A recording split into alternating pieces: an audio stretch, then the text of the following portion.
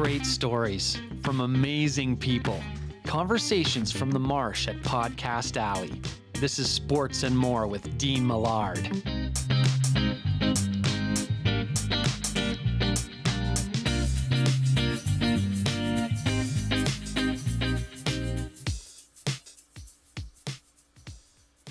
I couldn't imagine playing and building up to where, how close the league is this year, how big of a dogfight a lot of these teams are in to being in or out of the playoffs, or even, first or third place in your division, let's just say. Like, it's that close in some of these divisions and some of these playoff races, to just being like shut down completely in your house, doing squats with your dog and doing workouts with your wife and girlfriend while she's flipping over.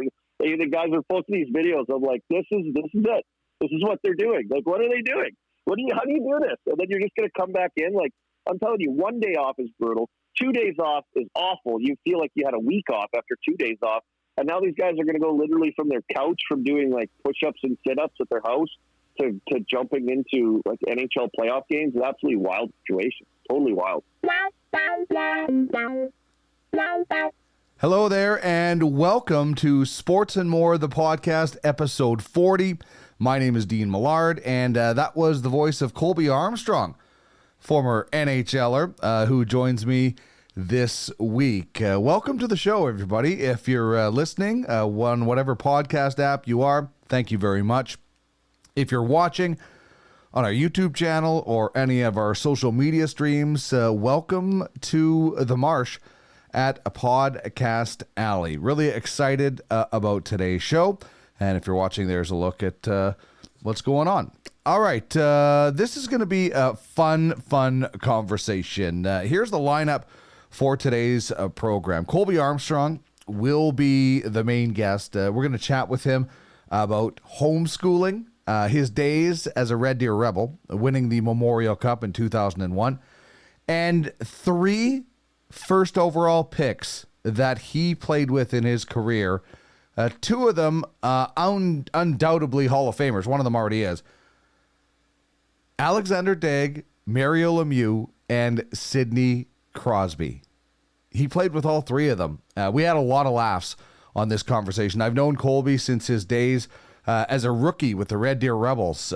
His first year was my first year in Red Deer, and watching that team win the Memorial Cup was a lot of fun. So we'll chat with him about that. He also played in Toronto and Montreal, which are hockey meccas.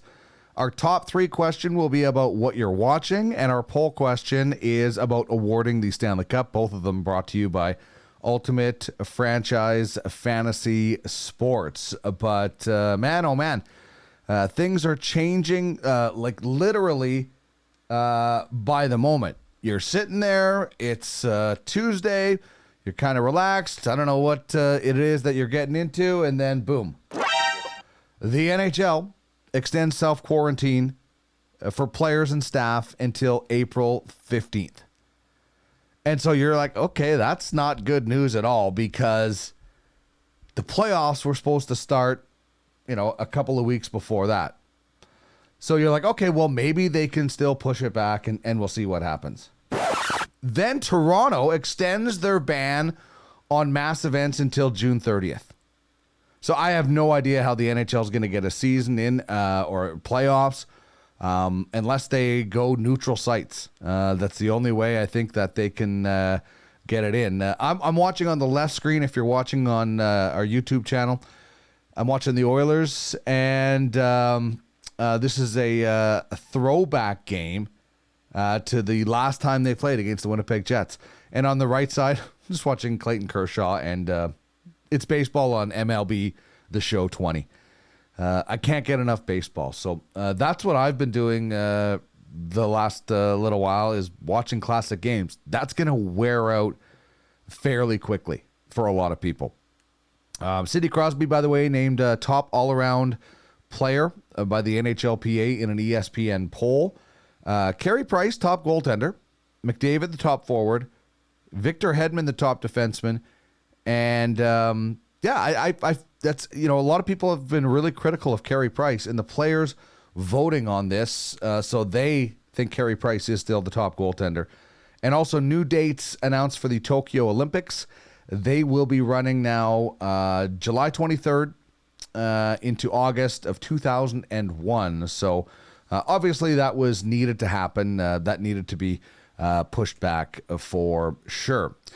All right, before we get into our top three, I want to tell you that it's presented by Ultimate Franchise Fantasy Sports.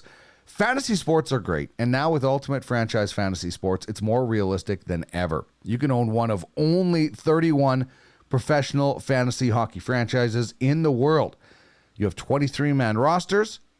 You have a 27-player reserved list where scouts come into equation. You can be an owner of a team or a scout and sell players. It's so cool.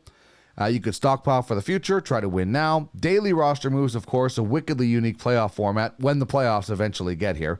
And they're not just players on your roster, they're digital assets. You can use digital currency to buy and sell players, build a championship team, or stockpile for the future. So there's only a few franchises left. If you're watching, you can see the link to where you can go and bid on a franchise right now. It's www.airauctioneer.com/UFF sports-NHL-franchise-auction. Open your free account, make your bid, and you will be notified if you are indeed outbid. In this format, you own the game, so I'd advise you to get in the game. This is my top three topic today. What sporting events would you watch right now in self-isolation? If you could watch anything, if you could stream any three sporting events, any era, magically appear on your TV screen, what would they be? I had to think about this because there's a lot of things that I've really enjoyed, but my top three, my honorable mention is the 2001 Memorial Cup by the Red Deer Rebels, because I just finished talking about it with Colby Armstrong, and I remember it so well. I knew that team like the back of my hand, and it was just such a fun season to travel and we did travel in the playoffs, but follow along that team and watch them win in overtime in such dramatic fashion. So definitely gets my honorable mention.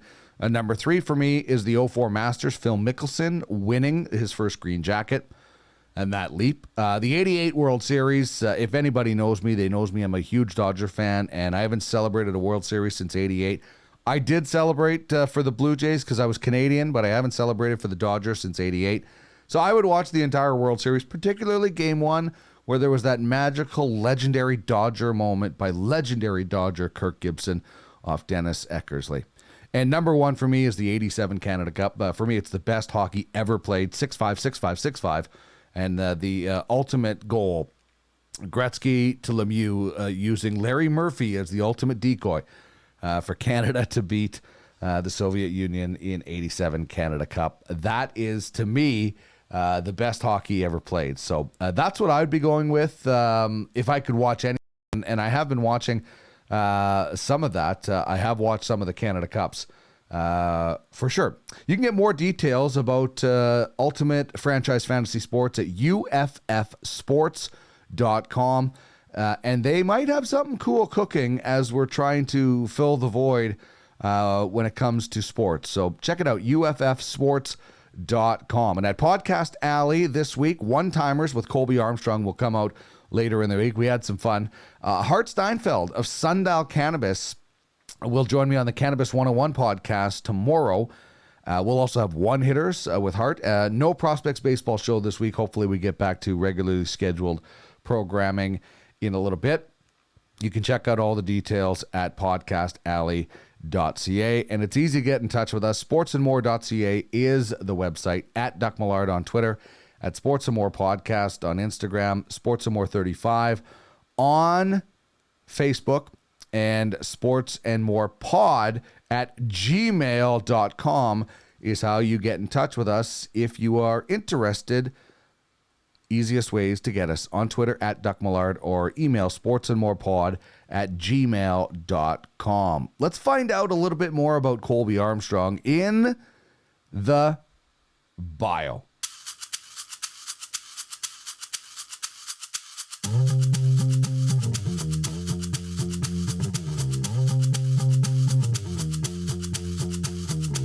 time for the bio. Colby Armstrong was born in Lloydminster, Saskatchewan, and grew up in Saskatoon.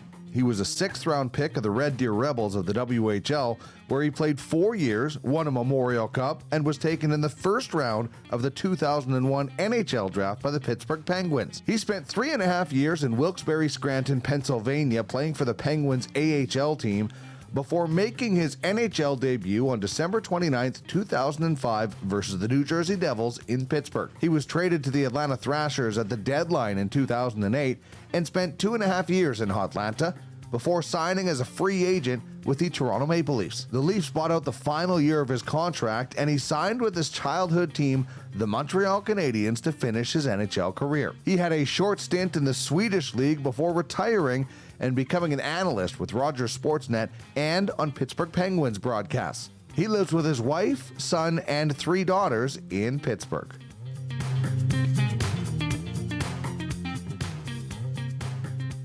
Colby, what is life in the Armstrong household like right now? Are you like a homeschool teacher right now? Like, what's going on in your house? Well, we got on the Google Classrooms just the other day for the homeschooling part, and I have no clue. Like, literally, there's probably parents out there right now going through this whole thing that I don't really even know how to use my phone properly. Once I quit hockey and I started working in broadcasting, like, I understand that you have to people send emails. We never really did emails before, so even that is like something crazy for me. So setting up a Google Classroom and trying to teach my kids schooling and going through these things and all this stuff on computers is pretty different. It has been challenging. We have 4 kids, so day to day, and it's been really rainy here in Pittsburgh right now, where we live. So it's been rainy. It would help a lot more if the sun ever did come out. I'm sure for everyone out there who's listening to this, they're saying, "Yeah, no doubt, dummy." But yeah, we're stuck in the house. Just crazy. 4 kids, absolutely wild. 9, 6, 4, and a 3-year-old. Wow. And I'm telling you, it's going nuts. But we're getting a lot of stuff done, cleaning up stuff, decluttering our lives right now. There is some good coming out of this, and obviously spending time at home. I can't say it hasn't been awful, and hanging out with my kids and my wife all day. It's been pretty fun. It's been pretty good. Oh, that's good. Today came down that the NHL, Darren Dreger reporting that April 15th is the self-quarantine extended to for the National Hockey League. Percentage-wise, where's your percentage that there'll be a Stanley Cup champion this year? What do you think? Right now, at this point, I would just say, I think it's probably 80% not going to play. Yeah. I would say it's at that right now, and maybe, I don't know, and the further we go, I know that we've just gotten extended to stay at home and social distancing till the end of April, and I know they picked their date at April 15th, and I think it's just, being optimistic and not taking too big of a step, with looking at the full cancellation of the rest of this NHL season, and kind of just try to take it probably little chunks at a time here and reassess as it's going along. But, man, this is, I know they desperately want to get it in, and I think just think of the ramifications if they do get it in, when it stretches into likely, training camps, right? So it's going to stretch into training camps and what's going to happen the next season. And, there's all sorts of, questions also with players escrow and what'll happen with that going into next year. So lots of big issues right now. I hope they can get it in. I hope they can get some kind of playoff in, and we can see Lord Stanley be handed out. But at this point, I'd say 80% chance right now, Dean. Our poll question on this episode, the Ultimate Franchise Fantasy Sports poll question is, if you had to choose between one of these 4 outcomes, a 1-game playoff, so every series is 1 game, so basically an NCAA format basketball, best of 3, best of 5, or no cup. I took best of 7 out because everybody wants a best of 7, but if you had to choose between those 4, 1 game, best of 3, best of 5, or not handing out a Stanley Cup, because some people say it has to be 16 wins or bust. Yes, I would say best of 5. Okay. Just go. I would say best of 5. You get some games in each rank. You get some revenue up. You can, you got to get some of these games in, and if you could fit that in, that would be the best. That'd be my first choice for sure. just for obviously the league's sake. I think it, obviously it's not 7, best of 7, but it adds a little bit more legitimacy with the scheduling and what you can make up and what you can do. And also you can get some games in some of these rinks and get a little back and forth action and create a little bit of a series out of it.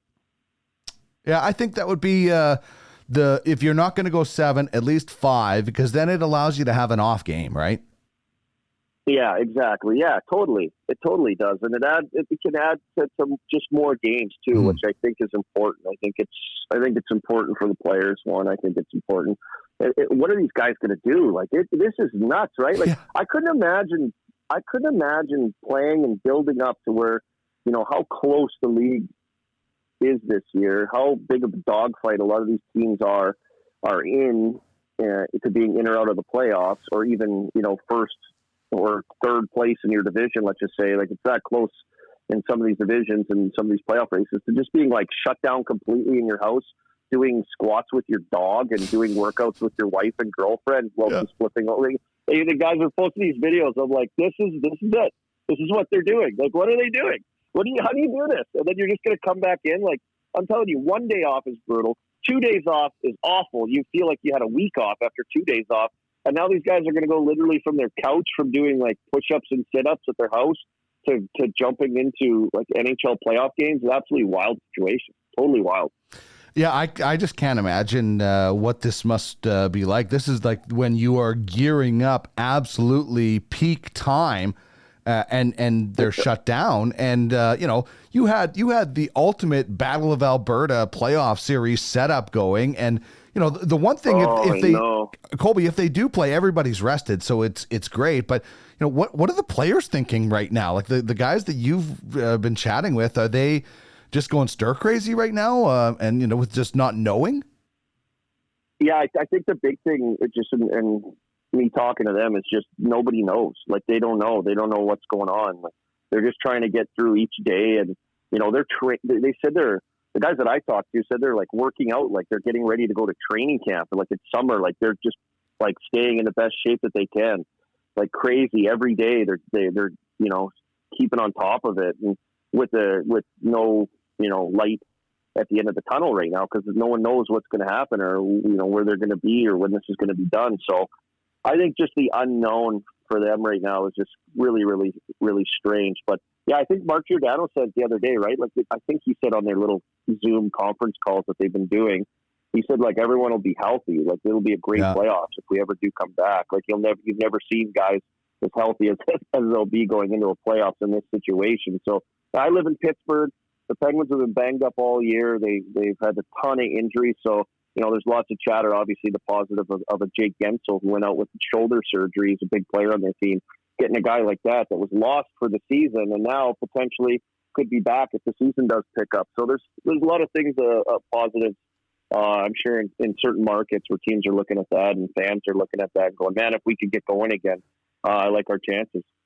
Yeah, it should be fun, but the NHL has kind of said all along their main priority is next year and getting the full season in next year. Like it sounds like they're willing to sacrifice the Stanley Cup to make sure next year isn't affected.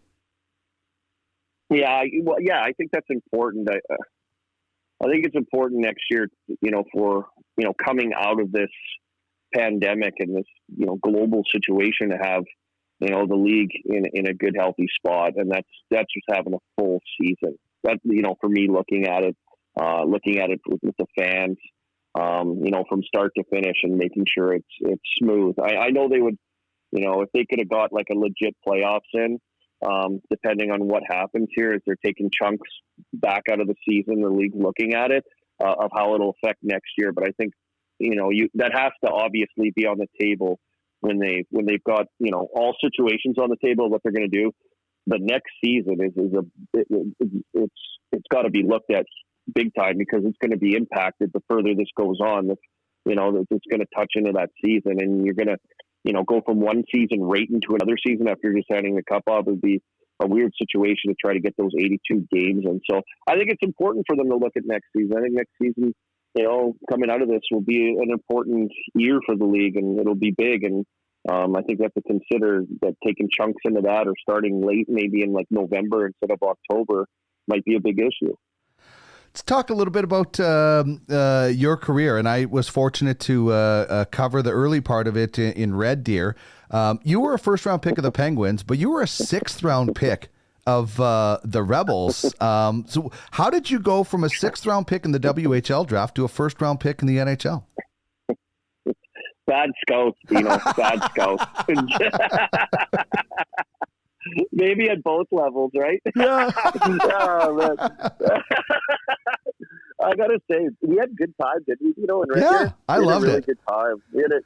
Yeah, you were awesome with us. Kind of the main Red Deer guy with our team, and we got to know you really well. It was really fun. We did some really fun things. We had a good group of guys and a good team, but I don't know how it happened kind of fast, and I guess that's just kind of a message for all kids out there. And some kids don't even get drafted. I went like sixth round. I don't even know how many rounds in the Western League draft. There was like 7 or 8, so like fairly, like really to the almost the end of the draft to getting selected. And I was fortunate that I was on a good team, like really, truly to make the team. And when Brent Sutter came in and took over, and we had a lot of really good young players, as you know, like Joel Stepp and Boyd Gordon and Doug Lynch and Jeff Wojciechowski, another guy that was undrafted in the Western Hockey League and then was also a first-round draft pick. So we had a lot of just really good young guys mixed with some really talented veteran guys.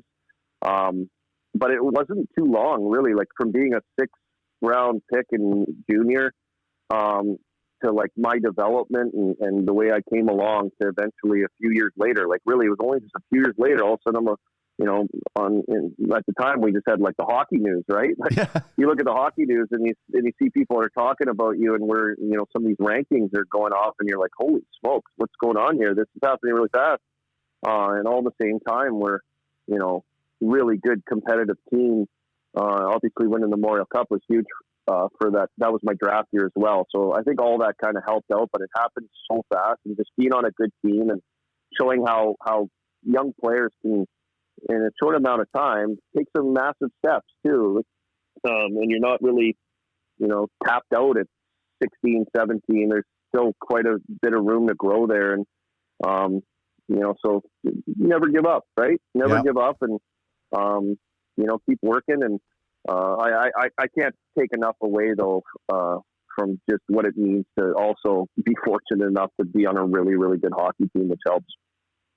Well, the thing that I found interesting, Brent's first year was my first year in Red Deer, and then the year after you guys won the Memorial Cup, going in the playoffs, I moved to Regina. So I spent a lot of time around that team, and he played so many young players in your first year. Like it was all young players, and it's almost like he accelerated your development because you guys won the Memorial Cup the next year. I mean, the growth period that you guys experienced in that first year was fun to watch. I also remember in that 2001 season, and we may have talked about this before, Justin Mappletoft led the league in scoring. Was he not supposed to pay off in a bottle for anybody who helped set him up? That was the thing, right? You remember that, right? I do remember that. 100%.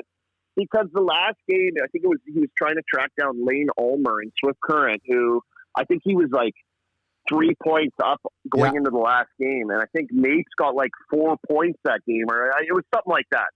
It was something crazy where he had to pass him. He had to get 3 points. 3 points, down by you're 2. right. Yeah, that's what it was. And he said whoever got like points on his goals, he'd buy them a bottle. Of course, he never bought us any bottle. Nothing, no. No, heck no. But man, I to your other point about us young guys, and like, like Brent gave us like tons of opportunity to play one in lots of different situations as young guys coming in, because we had like 6 or 7 16-year-olds or 16, 17-year-olds that were like pretty good. But he also pushed us really, really hard and held us really accountable, and then held us also, our young guys, accountable to the rest of the groups of the older guys too. So he kind of like a way he kind of played the young guys off the old guys a little bit, and the old guys to push the young guys. And it just made like a really good mix, and brought us really together and playing together. Like, we had, some big trades also. If you recall, we picked up Kyle Wanvig, who's, 50 goal scorer that year. And then at the trade deadline, we went out and got Marty Erad from Saskatoon. He was special. Unbelievable. He was so special, so fast, like incredibly, like one of the best junior players I got to see with my own eyes. So fast, so skilled. He could score. He could make plays. It was such a huge add to us. But then you sprinkle in like a lot of the young guys we had with the mix of old guys. Like the young guys just weren't buried in the bottom of the lineup. Like they were big parts of that team. Like in the Memorial Cup, I remember I was on a line with Boyd Gordon and Joel Stepp and myself on a line. And I mean, we're playing against Val-d'Or, against Brandon Reed, Simone Gamache, and like these guys that got like 200 points in the Quebec Major Junior League. And we're like the shutdown line. And here we're all 17 years old, 16, 17 years. It was wild to put us in that position to be like a checking line against these dynamos of the CHL. And, that's what, positions that Brent put us in and put us in to succeed and expected us to. But man, we had a good group. I had a fun time. Red Deer was like the best place to play, like best travel, middle, central to everything. It was easy to get everywhere. The city was awesome and behind us, big time. We're packing rinks and there was a lot of excitement in town. And, even like I had fun with you, man. Like I called in, wasn't Sutsy on a show with you? I called in. It was hilarious. Yeah, it was like hilarious. I was a little bit older, but not a whole lot older than you guys. So I was having fun. Yeah. Being part of the team, or not being part of the team, but being part of the groundswell in that city, because you guys lost the first year Brent had in the playoffs quickly, and then the next year it just picked up so much steam. The ERAT trade was massive, and also I remember, I think it was game 3 of the Hitman series. You guys won in overtime, and I think you were out on the ice because I asked Brent after. I'm like, why did you switch up the lines and put Armstrong with Wanvig? And he's like, no, Armstrong just didn't come off, and they ended up scoring or something. But that Calgary series was so great. I remember Kyle Wanvig high-fiving the Hitman bench after a goal. Like it was just animosity everywhere. Yeah, the thing that was such a massive rivalry against Hitmen because they were so good too, and it was like they were such a big step for us to like convince ourselves in our minds that we could beat them. And I remember, Brent said to us one time, like, "What's with this team? Like, it's like you guys let them beat you before we even get off the bus." And like for whatever reason, that kind of clicked with us. Like, okay, like we need to change something here. We need to find another level to beat these guys because, they were pretty stacked and they were fast. They were skilled. They were like one of those, puck possession, skilled, fast teams that, just really did whatever they wanted on the ice. And then, to battle them, as a young team and see how good they were with the, Kristanoviches and Brendels and Chris Beach and Matt Kinch on defense. And then they had like Brent Cron, who was a first round NHL pick as well. In net, they just had a really, really good, solid, skilled team. And for us to start making our way in and starting to kind of beat them as we kind of started to get better, we kind of said, okay, we could take these guys. But we had a group that we could play a 1-2-1 game and beat you tight checking, or we could beat you 6-5, or we could, we had enough guys too that we could get rough with you as well, and we could kind of win a lot of different ways, which is the good thing about our team, and I think it helped us in beating a team like Calgary. That series too, my parents came down to the game. I don't know if it was like double OT, but we lost game 1 in Red Deer. Game 2 went to like double overtime. My parents came to the game. I didn't know they were coming. I scored the overtime winning goal to make it 1-1 going back to Calgary. Because I truly think if we would have lost that, it would have been really tough to go into Calgary down 2 games with how good their team really was. But we were able to, go in 1-1, and then we just went on fire. I think Joel Stepp had a massive, rest of the series against Calgary. He turned it up huge for us, scoring some massive goals, and we kind of just ran through them. And then after that, I was after we beat them, I think I don't even know when that was, the second round. Yeah. I was kind of like, okay, here we go. Like we could win now that we beat Calgary. I think we could just win this whole thing right now. So, yeah, it was a special year. Probably my most favorite year of hockey of my life. Well, yeah, and you guys basically took out. You didn't have a whole lot of problems with Swift and then Portland in the final, and then obviously the overtime winner against Val-d'Or in Regina, where the deflection and those were both games against Val-d'Or were pretty hard fought in the Memorial Cup. Yeah, they were good, and they were high-scoring games. And the crazy thing is like there was no.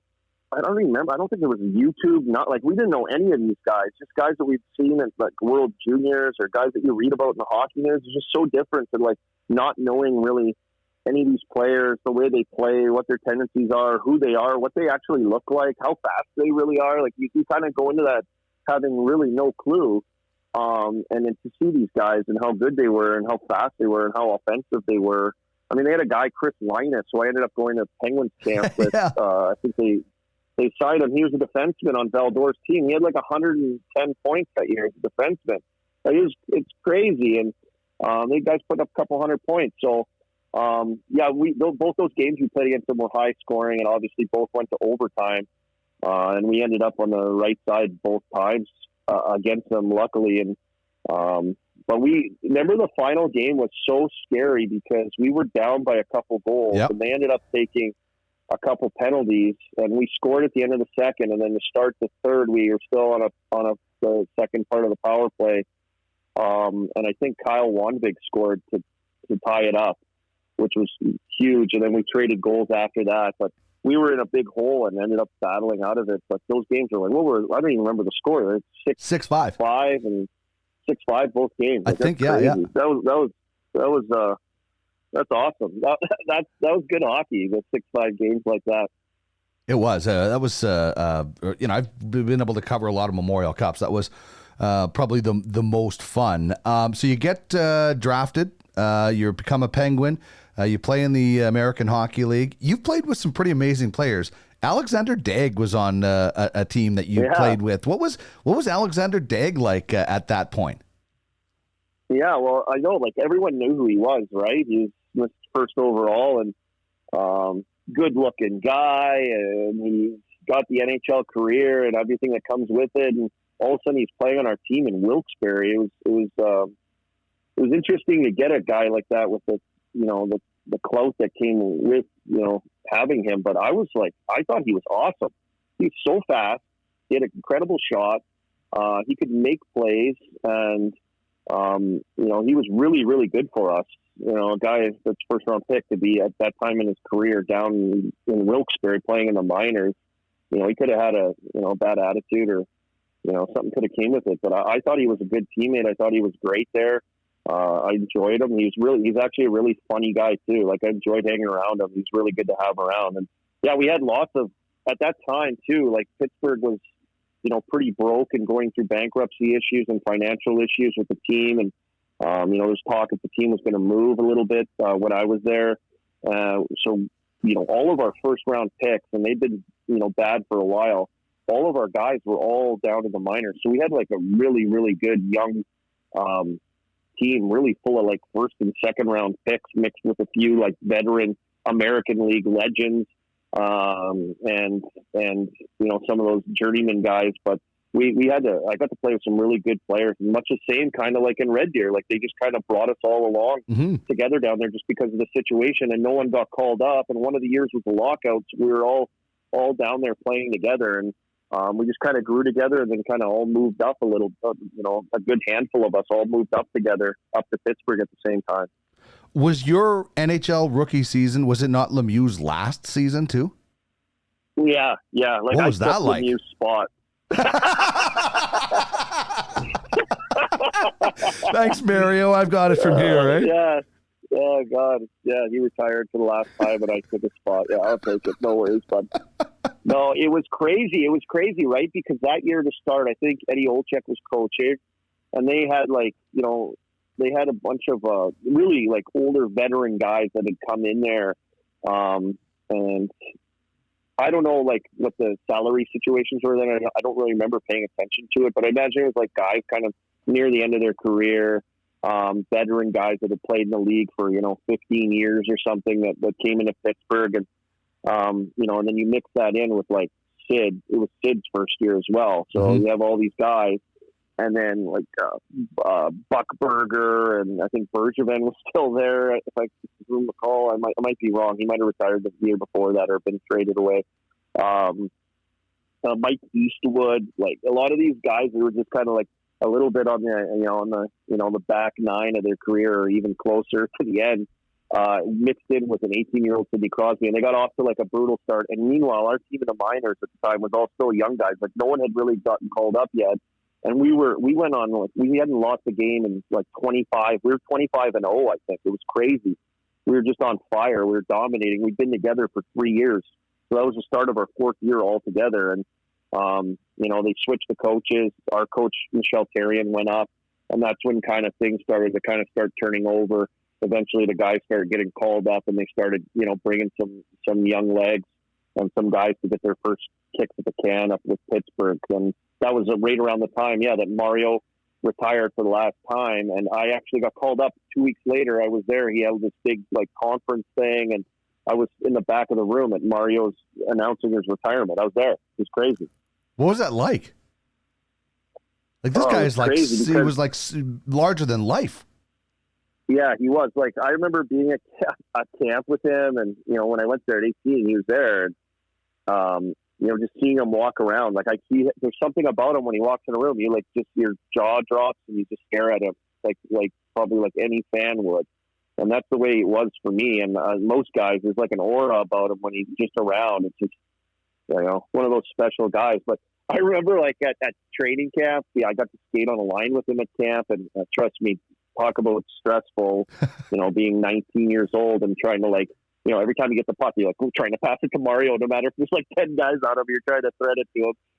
It's just crazy. But I remember standing like the half moon shooting at camp, this guy's in the corner, pass the puck, shoot at the net, no screen, nothing.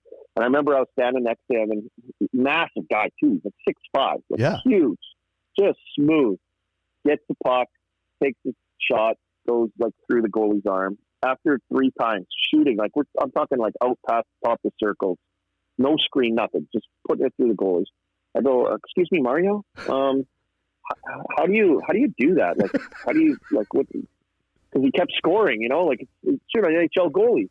And he goes, well, I take the pass, I take a quick look, and then I shoot it. And then that's how he explained it to me. It's so easy for him. He didn't even know how to explain to me how good he was. I was just like, oh, okay, thanks.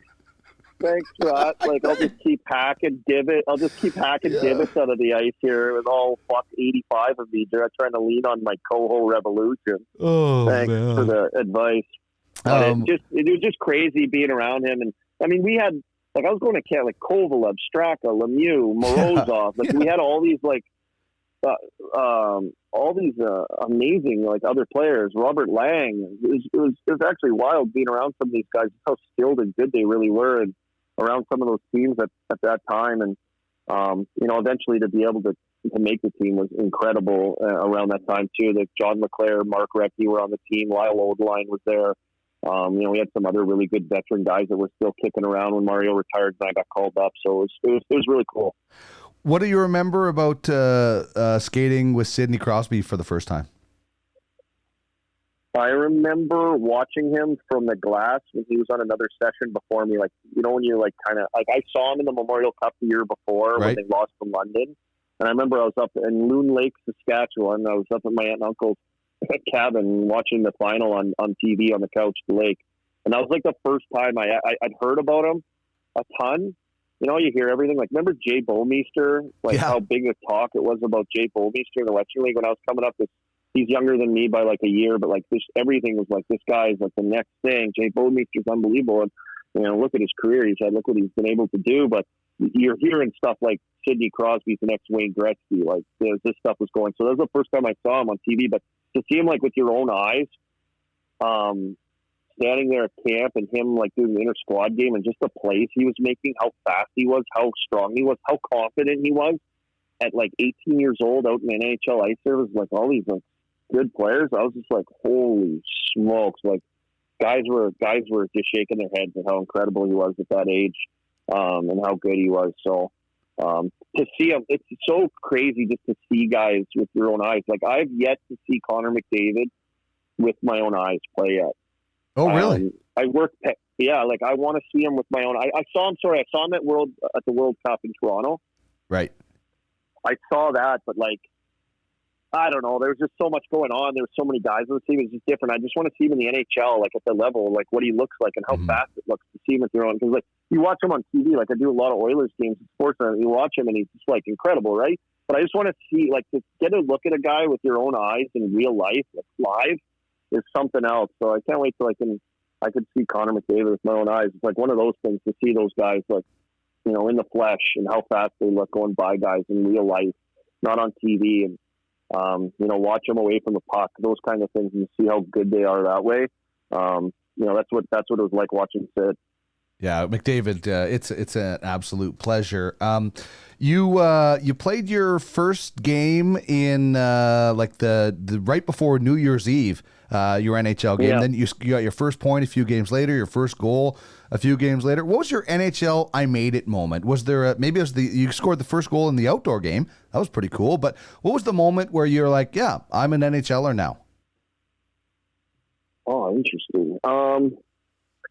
I would say maybe at the it's crazy, at the end of the year at our year-end meetings, because I only got called up at like around Christmas, right, New Year's, and I would say at the end of the year meeting when like Tyrion's like, my coach is like, all right, Army, like, now you established yourself, you know, you're an NHL guy, now the work begins to stay here, you got to do this. And I was just like, whoa, okay. And then from then on, I was so scared to get sent down. Like, I was so scared of getting sent down every single year. Like, no joke. But I guess maybe in game, I guess just scoring your first goal, I think is one of those moments where it's like, oh, like, finally welcome to the NHL. Your first game is awesome, but your first goal is just so special and incredible feeling. And but you know, I just think of the feeling, you know, to put on an NHL jersey finally and to like get out on the ice. Because I was a first round pick, but I played 3.5 years in the minors. You know, like a lot of guys from my draft year that were all taken in the first round had already had like a handful or a bunch of games already at least. So I was kind of late to the party and took a little longer to develop in the minors before I was ready, like professionally, to, you know, get in the NHL consistency wise as well with my game to get ready to play there. So, you know, I paid my dues down there and I got better and worked on my game, and to the point where I was kind of, you know, a real good player in the American League my last year there when I got called up. Like, I was probably close to getting, like, I probably would have had 30 some goals for sure. But you know, I was ready to go at that time, and I was given an opportunity, and I wouldn't let them send me back down. I think it's because I was so scared, dude. I was so scared of going back to the minors, man. So scary. What? Yeah, well, exactly. That's your motivation. And then that Pittsburgh team's coming together. I mean, what was it like getting the call that you were traded? Oh yeah, we started getting good. We knew we were going to be good. Like, we had guys like Brooks Orpik, Rod Scuderi on defense. I got to be missing something. Ryan Whitney, another guy that was there. Yeah, we had a bunch of young guys all at the time that really come up together. We had Marc-Andre Fleury, first overall pick in net. You know, we had you know, Sid, Gino, Stahl down the middle, and then we had just kind of a smattering of other real good young talent and other guys around it. And I remember the year before that we made the playoffs for the first time. That was the first time I'd experienced playoffs, playing against Ottawa in the first round. And that was the year Ottawa went on to the finals, lost Anaheim in the final, but they were a really good team. But, you know, at the end of that year, I just remember like sitting there with like Ryan Malone and like Sid and some of these guys in the dressing room, and just like, man, we're going to be good next year. Like, we just had a feeling, you know, when it just starts coming together and things start clicking, you start understanding like what it takes to, you know, be a good team. And sure enough, the next year, like, we were on fire. We were playing, I think, first place in the conference or division. And when I got traded at the time in that Hossa trade, right at the deadline, and I knew we were going to be like, we were just building to being one of those teams that was like, we could have a run this year. Like, we could win the cup. And so it was like heartbreaking. It was heartbreaking to move out of here, especially when I play like three years with, you know, majority of the core guys on that team in the minors. And then, you know, a couple of years up with them in the NHL with, you know, the likes of like Sidney, Gino, and Stahl, and those guys mixed in there, just really good young guys as well. And just a good group, and to be building towards something, it stung bad to get moved to Atlanta. All right, lastly, because I know you got something right after this. You were a Leaf and a Canadian. You work in Toronto for Sportsnet. You also work in Pittsburgh, but you were a Leaf and a Canadian. I mean, there's not there's not probably two more hotter hotbeds of hockey in the NHL than those two, is there? No, I know, like totally. And when I was in Atlanta and I became a free agent, I was like, Dean, I was like, seriously, I want to go somewhere where there's like fans. I want to go somewhere where it's like, hockey passion. When I was down there, for the few years that I was just kind of itching to get back into like a hockey market that was like alive, not like Atlanta's. So I was like, I want something. And when it became a chance for me to go to Toronto at that time, I jumped at it. I wasn't a Leaf fan growing up, but like everyone's a Leaf fan, I felt like. But I to play in a market like that with the history that they have and how good they are, how good their franchise has been, over however how many years, 100 plus now, and at the time in 2010, I was like, this is incredible. This is like where I want to go. I want to kind of be in the fire. I want to be in a place where it's like the expectations are big and like you put that maple leaf on, it's incredible. And then from that, get terrible injury issues in Toronto. I signed a 3-year deal there to the last year, getting bought out of the contract and signing like 2 days later with Montreal, like my childhood team. And that was a lockout year, so I only got to play half a year there.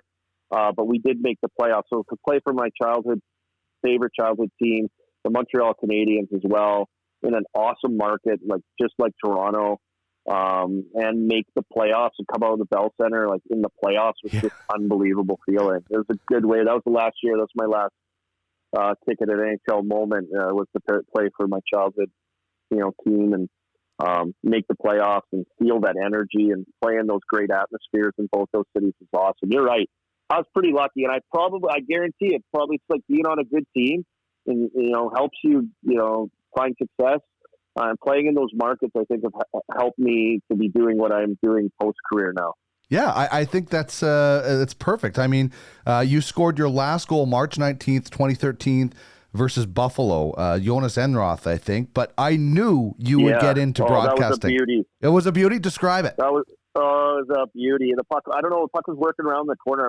Alex Galchenyuk got it. I found myself like alone in front, and he passed it to me. I picked it up on my forehand. I'm a righty, and I was standing in front of Enroth, so I had like my back to him. So I got it on my forehand. I pulled it like I was going to shoot, and then I just took it to my backhand and tucked the far post on him for my knees. And it was like a big goal near the end.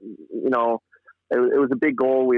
Our team was, I think we had a good team that year. Like I thought we were going to win the cup that lockout year. We were just that good. We ran into injury troubles in the first round of playoffs against Ottawa. They knocked us out, but we were a really, really good team. And that was a big goal. We were 1-1. We had like 45 shots on Buffalo that game. We couldn't quite, get that next one. And, so that goal put us 2-1 to win the game. It was awesome. It was a good goal, but incredible feeling scoring a goal in the Bell Center. It was awesome. Yeah, no doubt. And I knew you'd be destined for TV. You do some, of course, analyst work for Sportsnet and for the Pittsburgh Penguins. You have the personality and the knowledge. So this has been a lot of fun, man. Thanks for doing this, and let's try to do it again, and we can get into some more stories at some point. Absolutely, Dino. It's great hearing your voice. It's been a while since I last talked to you. And thanks for everything for back in the day in Red Deer and being so good with our group and giving us those experiences of interviews and being on camera and sitting on your shows and doing all that stuff. It was an incredible feeling. Then the snow came down. I smiled, you frowned. I said, let's build a snowman. You said you're on your own, man. I said, let's bust out the skate sticks, tooks, skis, boots, toboggans. You told me all downtrodden, I'll be in my room. All gloom and doom, just because the snow came. This is the Sports and More podcast with Dean Millard.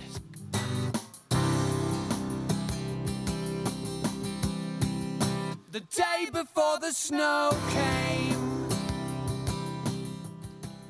That's the sweet sounds of Sweet Bejesus. That's Winter Suckface, the official band music of Sports and More, the podcast. Big thanks to Kevin Dabbs and Christian Gutzis for allowing us to play their music. You can get their debut album, Policeman's Creek, on Apple Music and other places where you find great music. So I appreciate those guys allowing us to use their music. Kevin Dabbs is a pretty good friend of mine. And Colby Armstrong, what a guest. So funny. That Mario Lemieux crack and the crack about his getting drafted is so funny. I was really lucky to get to know Colby when he was 17 years old and been able to stay in touch throughout his career. So appreciated his time. And man, we did have a lot of fun. That Memorial Cup, not just the tournament in Regina, but the whole playoffs. I traveled a little bit with the team. And here's a veteran move. This is what I did as a veteran move when I got to Regina for the Memorial Cup. Ordered 3 large pizzas and then spent the rest of my per diem on partying. That's what I did as a 2001 Memorial Cup. So 19 years ago. I'm a little bit smarter now. I would probably only order 2 pizzas now and still spend the rest on party things. Anyway, big thanks to Colby. That was a lot of fun and a lot of laughs for sure. All right, we need to get to the ultimate franchise fantasy sports poll question, and it regarding the Stanley Cup and what might happen. We all want to see best of 7. Yes, we all want to see it, but I don't think that's going to happen. So let's take best of 7 out of the equation. I don't think there's going to be a playoff. I'm even less optimistic than on Colby. I'd say like 99% they're not going to have a season. It's going to take a miracle. So let's throw 7 games out for this question. Regarding the Stanley Cup, which would you prefer? 1-game series, winner take all. 3-game series, 5-game series, or no Stanley Cup. It's 16 wins or bust. Right now, 5-game series is leading the way at 44%. 27% say no cup, 16 wins or bust. 17% say best of 3, only 12% say 1-game series. You can have your say. It'll be up there for another 5 days and 18 hours, according to Twitter. At Duck Millard is where you can vote on that poll question. So, regarding the Stanley Cup, which would you prefer? 1 game, 3 games, 5 games, or no cup unless you win 16 games. And you can get more details, as I mentioned earlier, at www.uffsports.com. Ultimate Franchise Fantasy Sports. It's awesome. You own the game. Thanks very much for tuning in to this podcast, episode 40, featuring Colby Armstrong. If you did, I hope you enjoyed it. And if you did, please subscribe wherever you get your podcasts and leave us a review. It's really important to know how to make this show a little bit better. So your thoughts do mean a lot to us. So let us know. Leave us a Google review or a review on Apple Podcasts. And if you'd like to be a part of the show as an advertiser, please email me, sportsandmorepod@gmail.com. That is sportsandmorepod@gmail.com. That's going to wrap things up for episode 40. Big thanks to Colby Armstrong of Rogers Sportsnet and, of course, a member of the Pittsburgh Penguins broadcast and a 2001 Memorial Cup champion. We'll talk to you again next week. Playtime is over. We leave you with Beach Bag from Sweet Bejesus, their debut album, Policeman's Creek.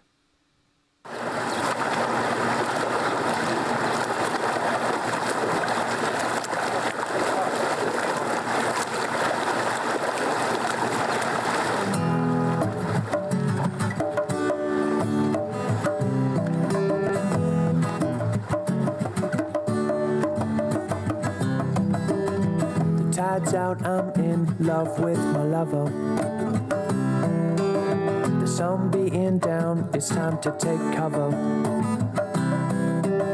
So I stab the west end with the umbrella. Gonna find the perfect time to tell her. Zigzags, loose change, and a brand new diamond ring. The bottom of a beach bag.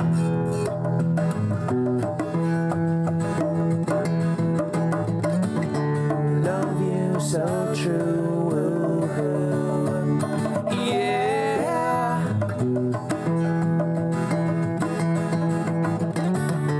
Love you no blue. She's got the wing on the iPod, and I've got the camera on the tripod. I'm gonna keep the shutter open for the rest of the day. I'm gonna capture every single move that she make. Hash crumbs, a hair elastic, and a brand new diamond ring. The bottom of a beach bag.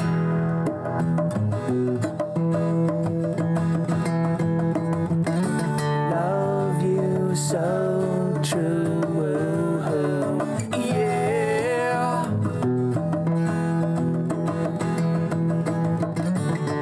Love you no blue. I know you know that I've not the greatest past. I'm here to tell you as my heart is beating fast that I'm going to change my ways, going to set it straight, going to change today, going to change it, yeah. What the fuck, some dumb drunk musclehead redneck invading space all over my girlfriend. He's trying to flirt with her, touch her, and all up and down. She's holding her own as his buddies are holding me down. Fresh rounds, a silencer, and my 9mm friend. The bottom of a beach bag.